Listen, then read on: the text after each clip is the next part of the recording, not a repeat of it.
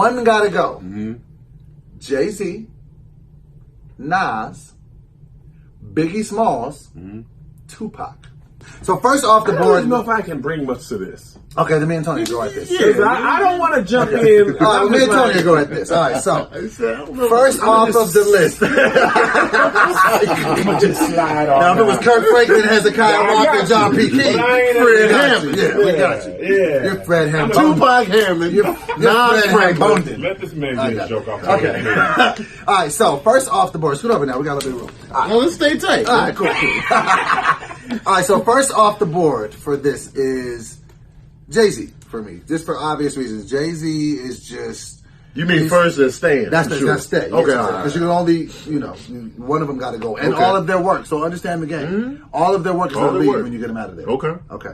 So Jay-Z, because he's my favorite rapper, he has some of my favorite albums.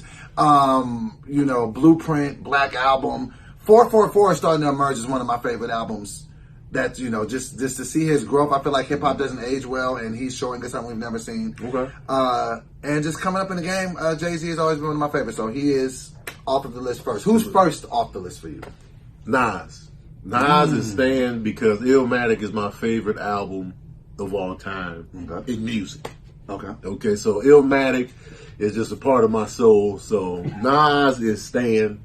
But you don't feel like he picked terrible beats? I don't care. He didn't pick terrible beats on Illmatic. So you just said just based on that one album? Based on Illmatic alone, he's staying. Now he has other classics in my opinion. I feel like Stillmatic is a classic. I feel like Life is Good, which was his last official album, not counting that Kanye. But he has some misses. Nostradamus was. Everybody has misses. Jay-Z got misses. But I'm just talking about the total catalog. It Was Written was incredible. It was dope. Stillmatic, Godson. Godson was fine. You know what I mean? The Nigger album was dope, man. He got some dope tracks on there. And he birthed a lot of styles for a lot of people, too. Oh my God. Do you feel like he was heavily influenced by Rakim? I think he was. He was. He'll tell you that in a minute. Right. He had a whole biography song about Rakim on one of his albums. I think it was the Nigger album. So I feel like Rakim kind of ushered that style, then he kind of took the baton and ran with it. Absolutely. Okay. Absolutely. So Nas is here. Nas off it. Yes. Second off the board for me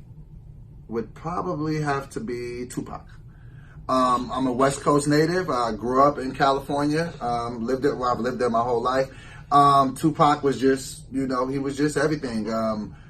I love Tupac's albums. I don't have him as far up in my list as most people do from the West Coast, but I do understand.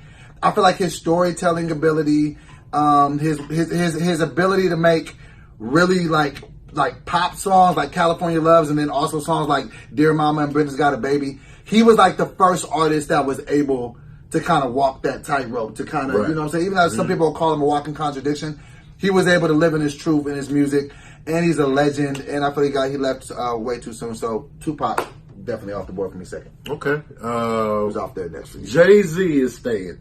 Jay-Z is staying just for his catalog, man. His catalog.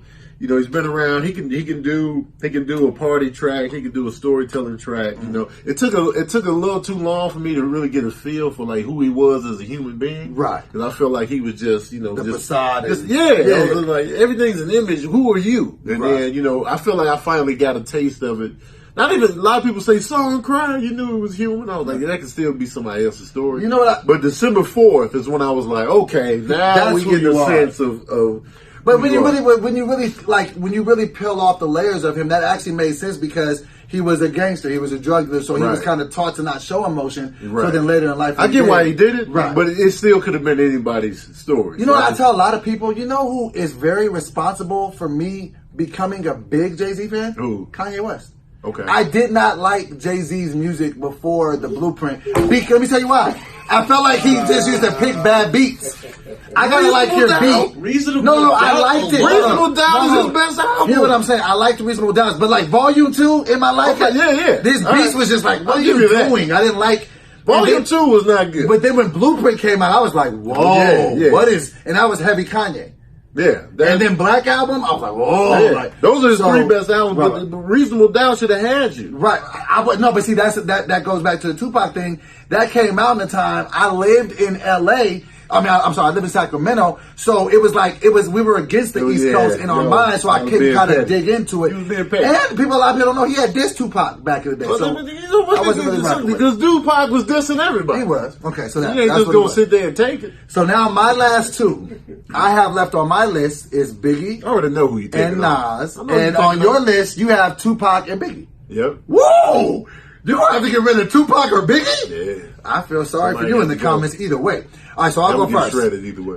So I got Biggie and Nas left. Now, Biggie, I'll give my things that I like about both of them. I'll start with Nas. Nas arguably has the best flow in hip hop. Just the way he delivers his music, his voice. I feel like he has a voice that was created for him to rap. He comes from a family of musicians. You can tell he values music. And he has a very historic knowledge of it. And I just like Life is Good. I like that album. I like his first album was Illmatic, right? Yes. I loved Illmatic. Mm-hmm. And it grew on me. So I like Nas. Nas is a dope rapper. He's a dope MC. And he has staying power. People don't understand. Illmatic came out in 94. It's almost 2020, and you can still say that he can come out with an album. His Life is Good debuted at #1 on the Billboard charts. No hit singles, no nothing. Right. Debuted at #1. So people when they be like, he don't be selling. Yes, he does. Exactly. It was #1 debut. With no hit singles, no but just on pure Nas quality album. They pulled up. So he was dope in that. And then Biggie. I think Biggie's got the best flow in hip hop of all time. Biggie, and I can say that you could argue that. I wouldn't be mad at you. Flow in hip hop. Yeah. I think Biggie he's the most well-rounded rapper of all time. Right. So he can do any lane in hip hop that you can think of. That's the thing about him that I think is so dope that we don't understand. We hold him so high in a lot of these categories and conversations, and we only got 2 albums out of him. Mm-hmm. So the fact that could you imagine how great Biggie would have been had he lived longer? So for that reason alone, and just Biggie is just, because I've always been a fat dude, he just kind of made it cool to be fat. Yeah. Like, he spoke to you fat. Yeah, I was like, oh my God, fat, black, and ugly as ever.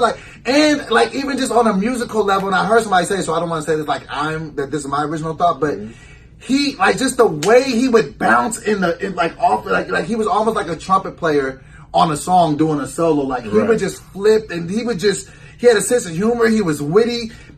I will give him this. Best storyteller in hip hop, hands down. Nah, I still got to give it to Nas. You taking Nas over him? Yeah, for the storytelling. Storyteller.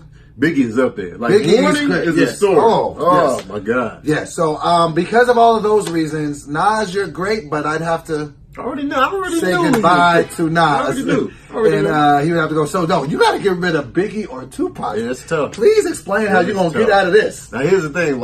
I feel like Tupac is the most iconic rapper of all time in terms of nobody compares to him as an icon. Right. Tupac is in classes at universities. He's just an image. Right. You just see him it encompasses so much more than music. Now, I got to go with the personal pick. This is just great to see somebody pick Tupac or Biggie. Let me see. Yeah. So coming from a personal pick, from me, Tupac as a rapper, I got to go with, when I pick these, I got to go with who's been in my life the most in terms of how much am I listening to these cats. And Nas, I've listened to more than any of these cats. Okay.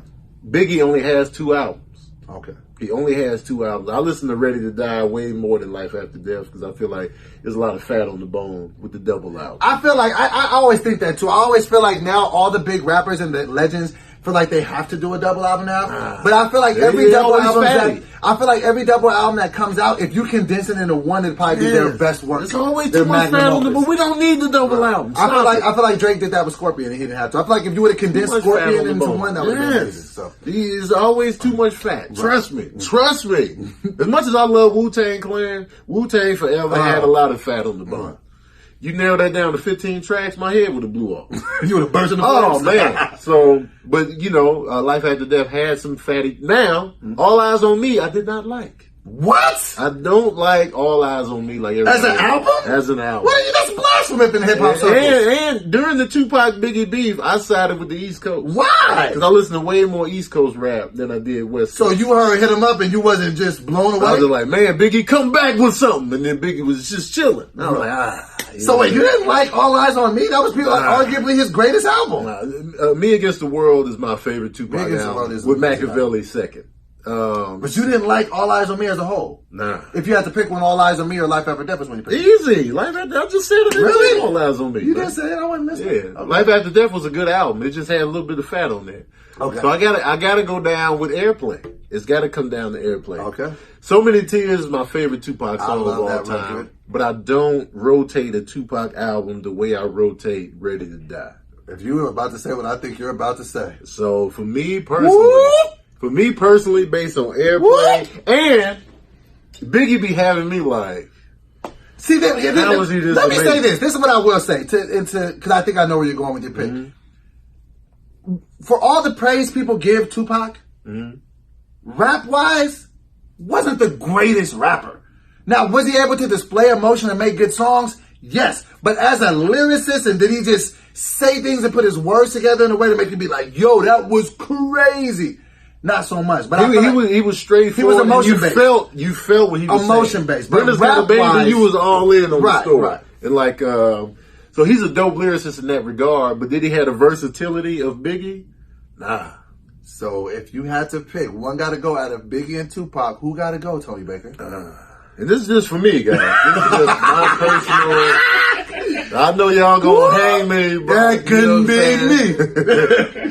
But I gotta go, and this is me personally. I think Tupac is the biggest icon of all time, but he's off. Oh, you're taking off Tupac? He's out of here, man.